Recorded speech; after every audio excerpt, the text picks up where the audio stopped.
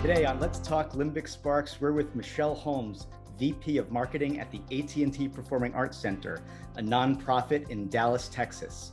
I'm Kevin Perlmutter, Chief Strategist and founder of Limbic Brand Evolution, a brand consultancy that taps into emotional insights and applies behavioral science to strengthen connections between brands and people.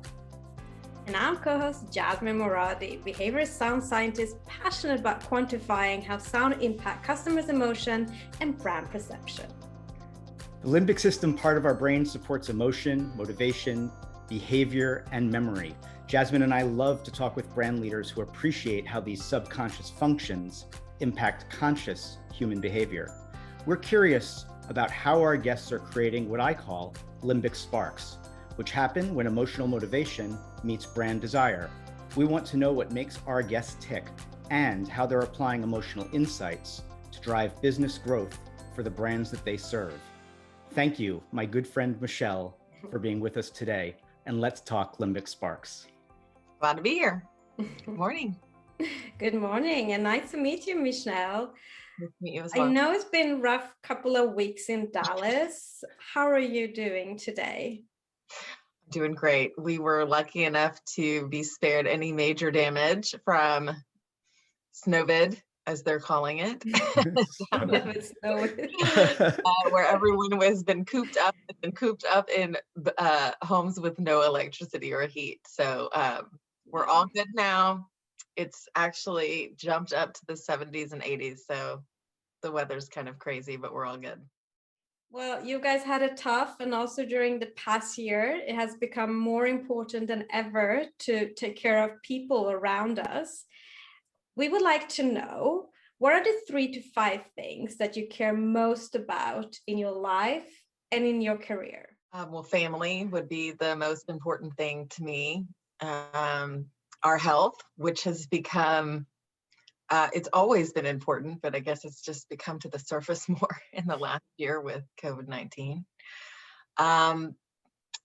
Feeling like I'm part of a community is important to me in order to feel fulfilled. And I would say that professionally, they're about the same. I need to feel challenged and fulfilled, and it's important to me that the people that I work with are important to me.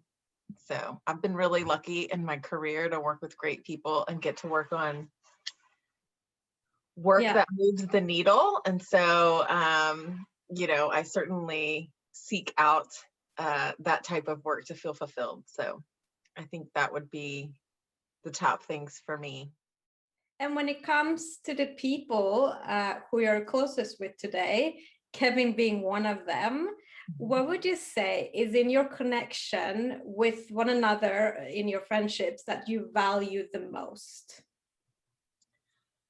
Well, I would say honesty is important no matter what. So there's a level of transparency that comes with honesty, which is important to me because I'm sort of a straight shooter. Sometimes I have to remember who I'm talking to and maybe soften that a little. I think loyalty is really important to me. And I think a part of loyalty that's important is reliability and dependability. So I think more than ever, you always rely and depend on your family, but I think the distinction between people that you can rely on and depend on professionally draws a different relationship outside of even colleague to colleague, but more person to person. And that, in my opinion, drives better work because you can trust one another. Well, connections are important between humans. However, we are also connected with brands from the day we are born. What is your earliest emotional connection from childhood with a brand or a product that still has some sufficient meaning or strong emotional effect on you when you come in contact with it still today? And we want to know, What did it make you feel in the past? And what does it make you feel today when you come in contact with that?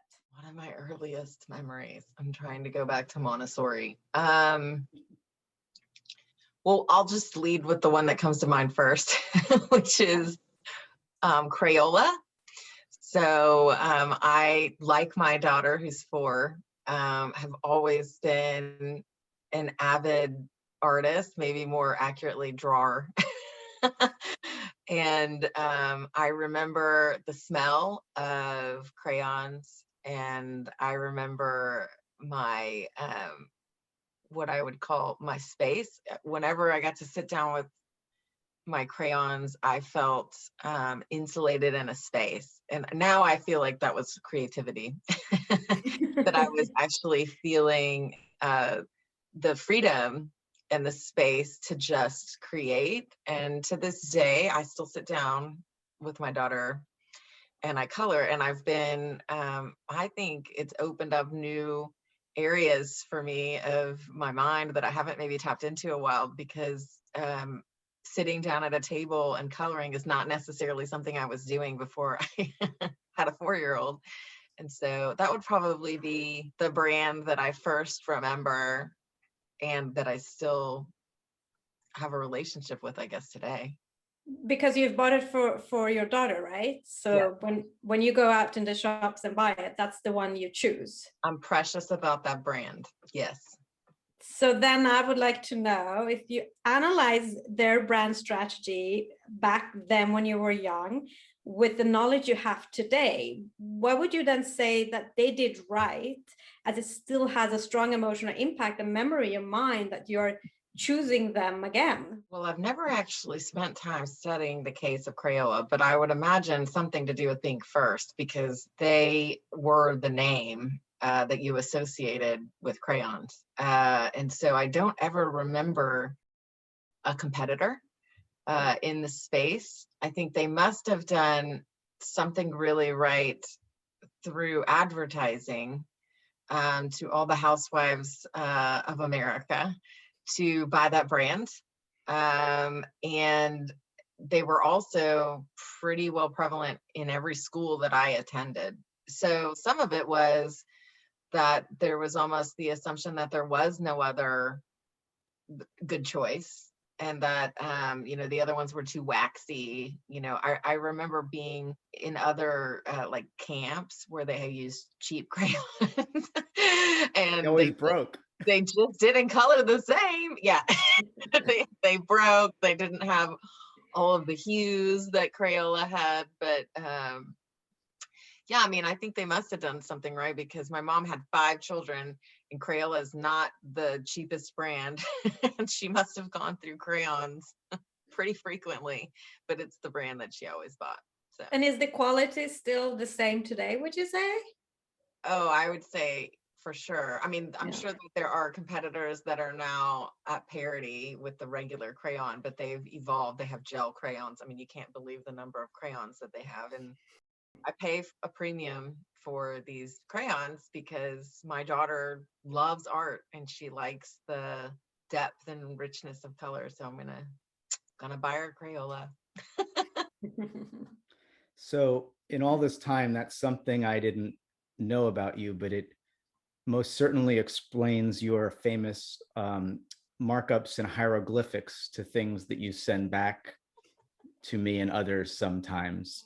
Deciphering is quite my color-coded notes. Your color-coded handwritten notes on things that you like to comment on makes a lot of sense to me right now. So I have another of course brand related question for you. We've known each other for quite some time, but what I'd like to understand from you, and I have some ideas, but I want to hear from you, is how would you describe yourself, but doing so by naming 4 or 5 brands, just the brand to describe you as a person. So these are not necessarily brands that I love and use, but these are brands that just they're going to paint a picture of who you are. Crayola. Yep. Porsche. Mm-hmm. Knew that was coming. Adidas.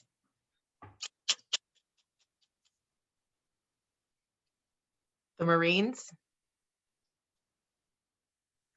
and Calavita. Tell me about that brand. It's an olive oil brand.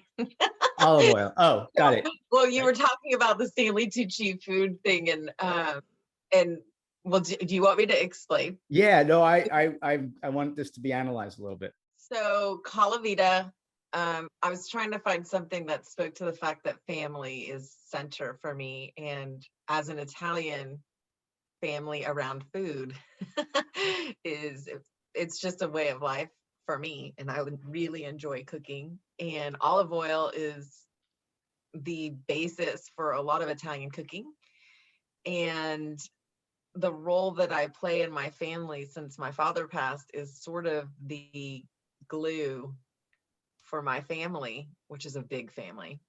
And olive oil is the thing that's in everything. So maybe that's Calavita. Portia. So there is no substitute. I would gander most people that know me would say something of the sort, that, you know, I am who I am, and I'm sure everybody is unique in their own way. But the other thing that draws meaning from that brand is just the strive and pursuit of excellence. And I am very ambitious in everything that I do, from mothering to my career, to crafting, and my vehicle is no exception. So I do drive a Porsche. The Marines. So this one was the easiest one for me, although I'm sure it's going to go a million directions when people hear that.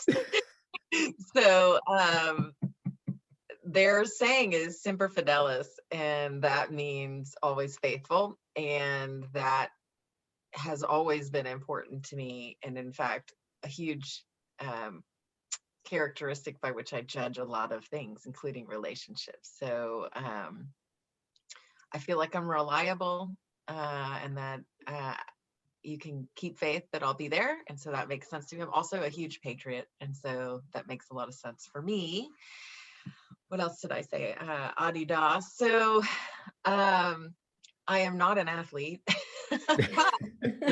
So let's just start there, which is why I asked whether or not these were brands that I lived in. I do, you know, buy these products, but really it's the slogan around impossible is nothing that has always struck a chord for me. And I think that speaks to my personality, that I really don't like to give up. And some would say that I'm good at connecting dots. I would say that I do that in order to find a way around something that somebody has told me I cannot do.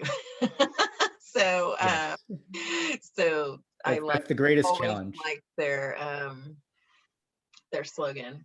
Yeah. So, it's incredible how all of these brands, it's such a great list, and it paints such a picture. But what I'm starting to notice is how you're aligning with the values of these brands, and what they say their promise is to people, and how well they're delivering on that promise.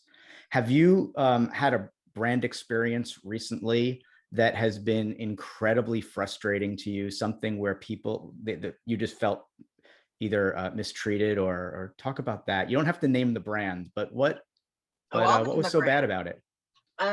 It's not in recent history. Yeah. But it has been indelible.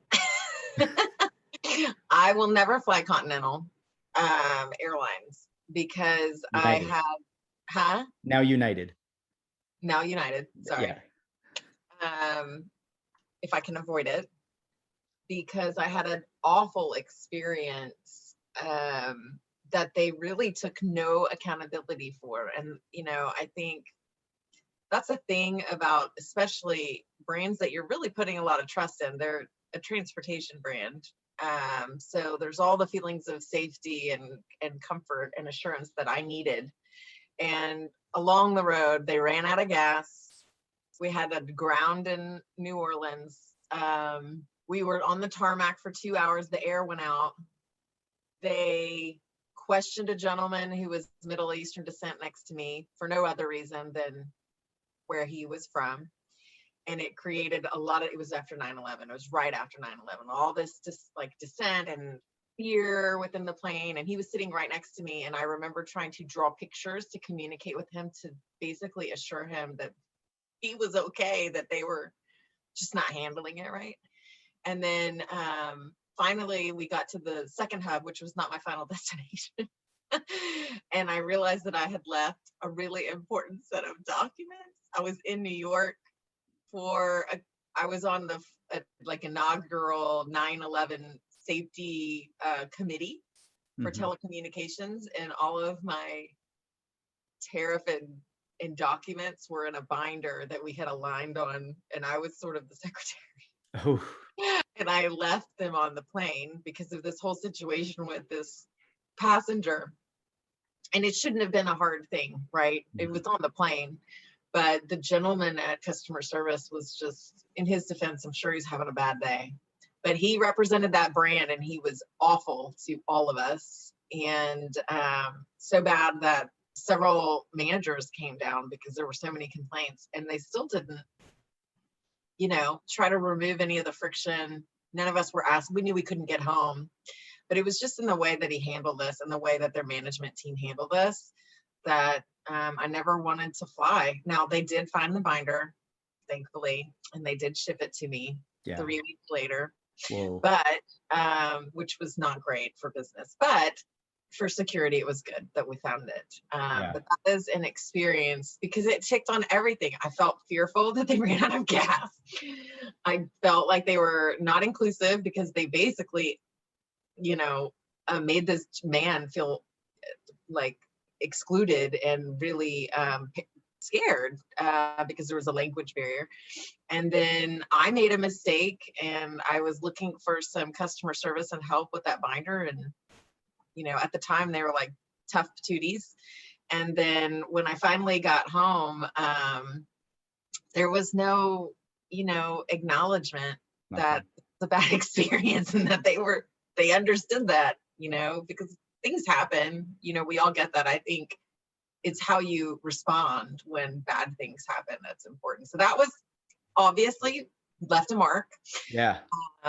Wow. That's important. That's a really, unfortunately bad, memorable experience. And clearly it's left some sting for you. Are there, on the flip side of that, are there any experiences you could think of recently that have been incredible, where a brand has gone out of its way to really earn your loyalty and your trust? The brand that I live with the most is Amazon. But I would say maybe the experience as the counterpoint to Continental has always been Four Seasons, which is I can always trust and know that when I go into I could show up at the Four Seasons with no bag. You know what I mean? And not even my wallet. And they could find out who I was from past stays. They could make sure everything was okay. I would know that my bed would be comfortable. There's just and I realize that's a high-end luxury brand, but that's something that I will always be their customer because I've had some experiences that they turned around for me. But Amazon, I think, has ingrained itself into my life. And I know a lot of people today may, like my husband for one, doesn't like the idea of anticipating needs and recommending things. But coming from tech, I know that that's everyone's goal with data and information. But I started with books, which really it was just a new take on books, which was pretty groundbreaking for me with the Kindle. And then I associated it with fun things like vacations where I had the freedom to read all the time.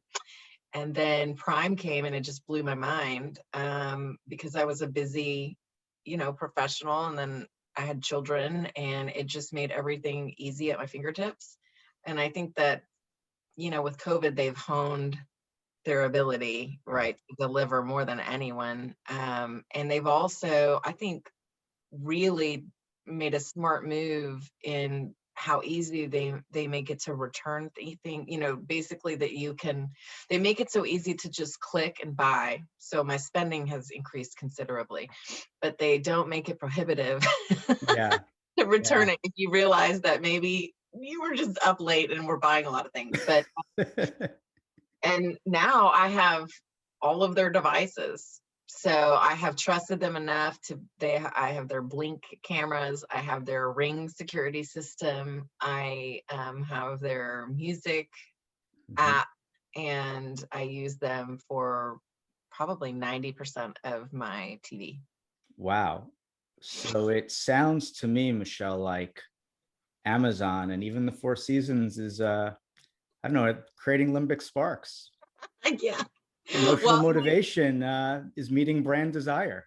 Yeah.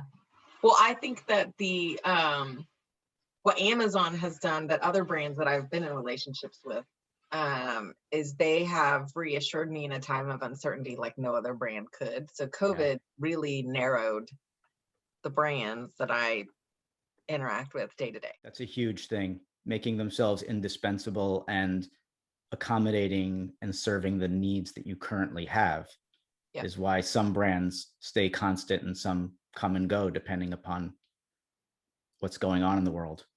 So I'll never forget, I have to say it, I'll never forget the first time I heard you use the term Limbic Sparks, because we were working together. You hired me in your role at the AT&T Performing Arts Center to be my first Limbic Brand Evolution client, fresh out of the gate. And in one of our first strategy reviews, you said to me, "I'm not feeling the Limbic Sparks." And all I did was smile, because you were the first person to use my trademark in a sentence. It was amazing. Yep. So you started that role about 2 years ago. Mm-hmm. And I'm curious, in your role as VP of Marketing at the AT&T Performing Arts Center, what are your responsibilities in that role? Well, ultimately, I'm responsible for the brand, but specifically driving earned revenue. So we are a nonprofit, and we do a tremendous amount in the community for artists and for art in the performing arts specifically. But we also put on shows. And so that includes Broadway, and now it includes comedy and concerts and dance. And so it's my job to make the world aware that we are putting those shows on and welcome them into our audience. And you've been there for about 2 years, but you, prior to that, were at AT&T Corporation, the giant telecom, for over 10 years in a variety of brand and marketing roles. So what inspired you to make the switch to this nonprofit? I'd say it was a couple things. One, I had already sort of made a change. I welcomed a baby, and I had a lot of life changes. And I was chasing an altruistic proposition from a professional perspective. And I had really had a great run and opportunity at AT&T when I led brand and It Can Wait. And it was like I got bit by a bug. And when I moved over to the B2B space, it was also fulfilling. It was ambitious. And, we did a lot to reshape that brand and go to market for B2B customers. But I really yearned for the feeling at the end of the day that I made a difference. I think that like a CSR campaign that It Can Wait did, which it basically helped people stop texting and driving and save lives. For the arts, of which I am a huge appreciation of. I love the arts, especially the performing arts. Another thing you don't know is I was a big musical person. So I did musicals, and even in college, I sang in a jazz band. So I very much spent a lot of time enjoying and feeling the arts. And so what brought me specifically to this role is I actually worked on the deal 10 years ago when I was at AT&T for the naming rights, when Kathy Coughlin, my mentor and GMO, decided that we would, lock arms with Arts in Dallas, our new home. And so there was some sense of nostalgia and loyalty to something that we started 10 years ago that I really wanted to make sure was set up for the next 30 years, because 10 years is a young performing arts center. In most cities, they're much, much, much, much older. And so that was the second thing that drew me, altruism and sort of nostalgia. And then the third was the people. So Debbie Story, who is really well known as a wonderful people manager, was the head of our diversity, HR. She led everything at AT&T at one time or another. And so I knew her personally, and I knew what she was trying to achieve, and I felt like I could help them achieve that. So that's in her new role as the CEO, the CEO and president of the Art Center. Yeah. Yeah. So she was on the board, and like me, felt a passion and a dedication to the arts and to the next, tranche of the Performing Arts Center. And so she took on the role as the CEO temporarily and then permanently. And so it just seemed like the right time. So, wow. And I got to really be around something that I maybe didn't get to make time for as much when I was in tech all the time. Such a great combination of things that drew you to it. Lifestyle, your values, the people you were going to surround yourself with, and the cause itself. It's really incredible. And I'm kind of curious, you mentioned Kathy, who we've both had the great pleasure of getting to know and work with. And there are some other people in your life and career that have guided you and provided you inspiration. What are some of the what are some of the learnings from mentors or past experiences that you brought to the Art Center that help you stay focused on creating brand desire? What did you bring with you? One of the reasons that Debbie and I, got together was certainly, and talked about this role, was certainly to help broaden the audience and to basically open up the ability to drive more revenue.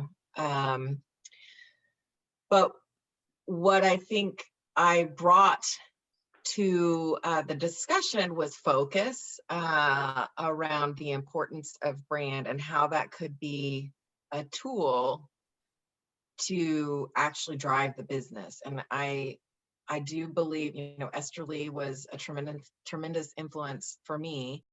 And she always made sure that the business strategy and the brand strategy were one and the same. Yeah. And I think that is a key insight that maybe a lot of brands, because I think a lot of brands are behind in placing value in brand as a driving force of relationship management and ultimately share of wallet. And even AT&T, 10 years ago, I think Kathy was probably ahead of most big organizations in deciding that she needed to really institute and focus on this. And she would say, I don't know that it's specific to brand, but something that I bring to everything is she would always say, so what's the so what? Oh my goodness, I remember that. She was a born operator, and she was, great about surrounding herself with people that were not just like her. And I think that was what was great about bringing in someone like Esther and even me. I think I was brand employee number one.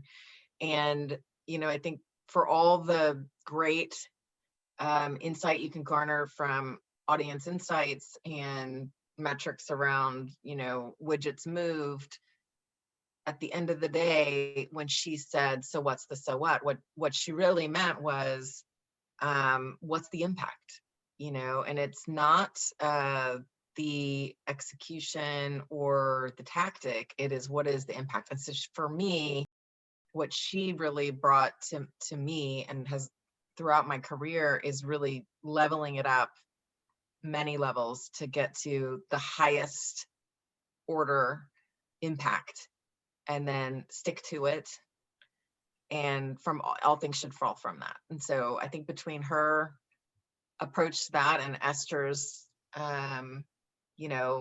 placing emphasis on the fact that the North Star should be a combination of business and brand has been helpful in this role because one, it's new, it's a young brand. It needed some focus, some attention to what role it was going to play in the city of Dallas, what role it was going to play for patrons, but it also helped direct some of the business strategies that were already underway and focus them. I can hear that you guys known each other for a long time and you have worked together. So now I am curious to know more about the brand evolution work that you did with Kevin and Limbic Brand Evolution.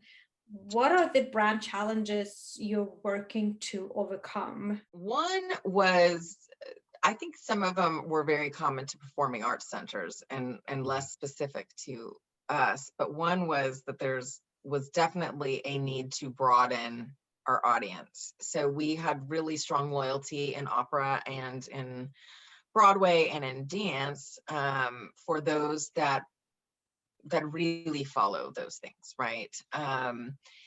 But all performing arts centers are challenged with bringing in the new generation of patrons. Our audiences tend to skew a little older, and so there's this big challenge to pull in a diverse audience and a younger audience, frankly.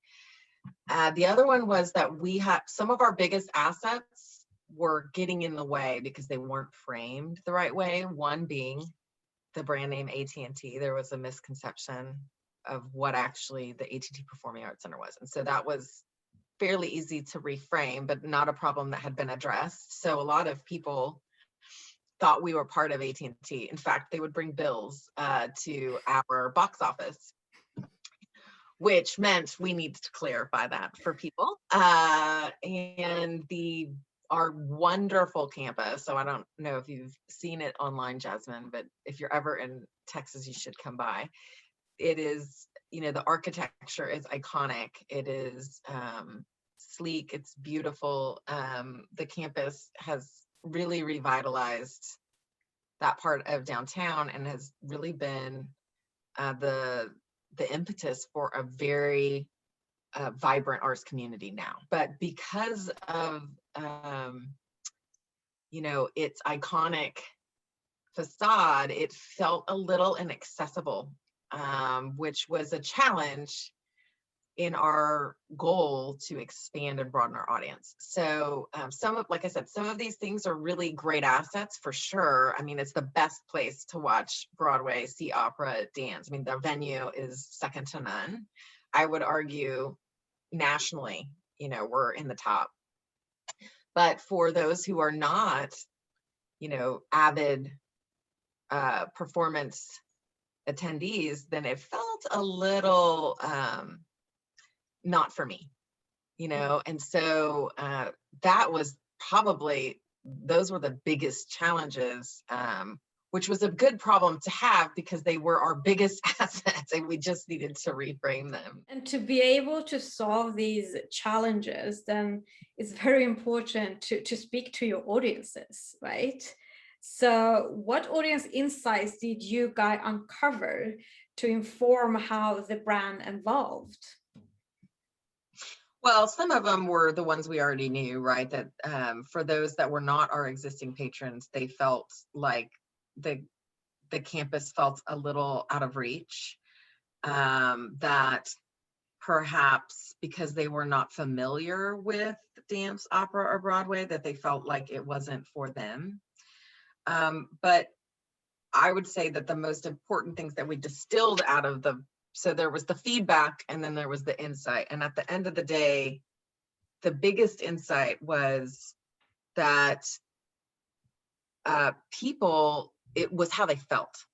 So this is why it was really important to do this emotional work with Kevin, because before we even started our project together, when I tried to distill what it was that was what drove me back to the Performing Arts Center to do this work, right? I said it was nostalgia. It was this feeling of love for the arts.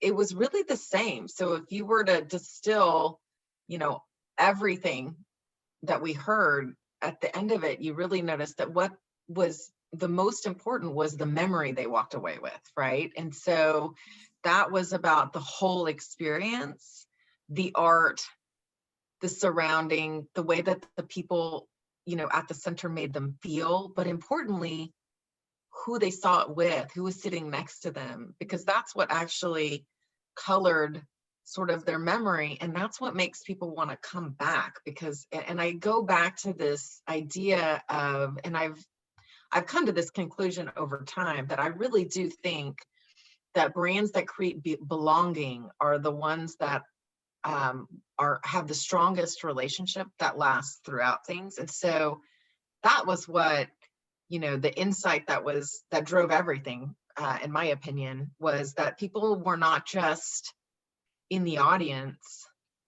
You know, there was not the art in the audience, there was a participation. And that's the distinction between performing arts from visual arts. And so you hear a lot about the fourth wall, but that's actually where it all started for me. And the light went off when really what makes us different in the Performing Arts Center is that you're having a relationship with the artist on the stage.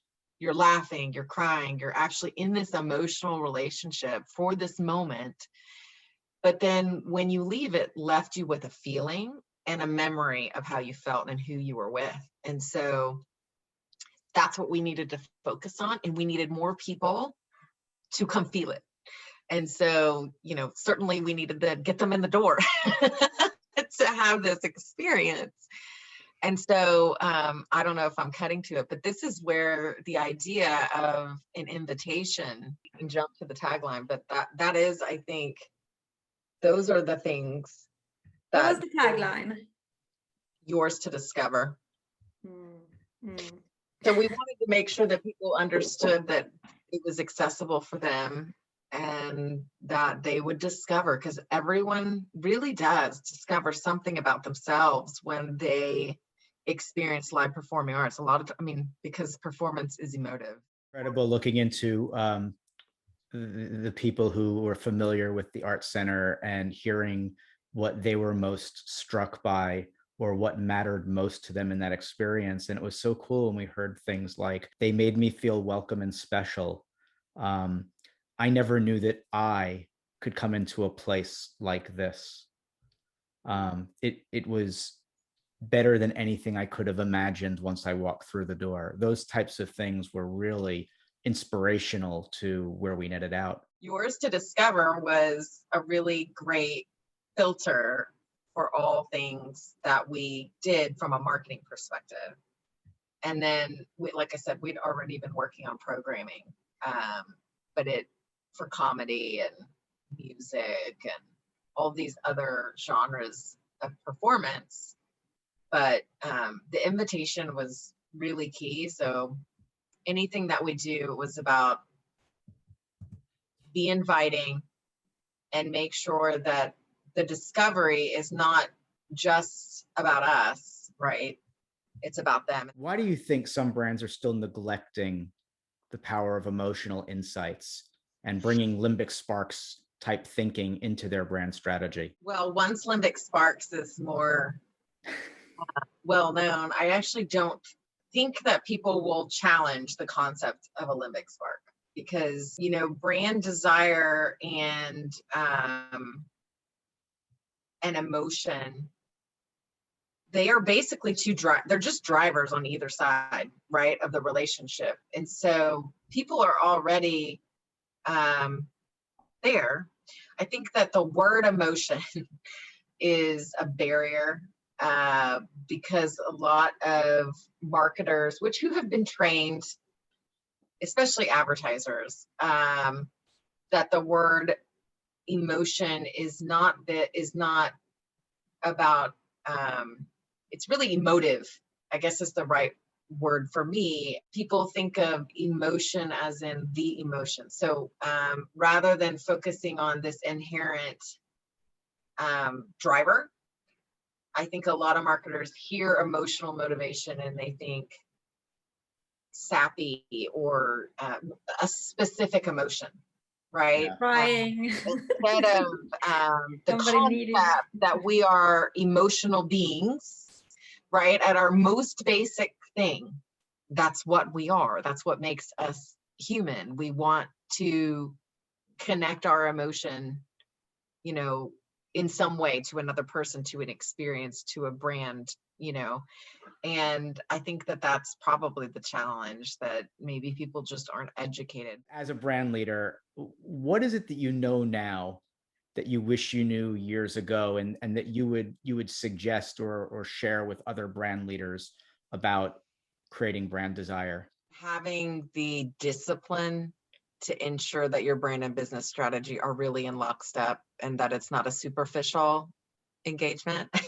Yep. So really important. The other thing is focus is the primary lesson, but you really can't be all things to everyone. The brands that are most beloved, it's very clear and enduring when you define what role you're going to play and you're consistent in that role. You know, the other thing I would say is not to be too precious about brand. Yes, the role should be important. How you execute it, your articulation, the words that you use, they're all important, but they're not so precious.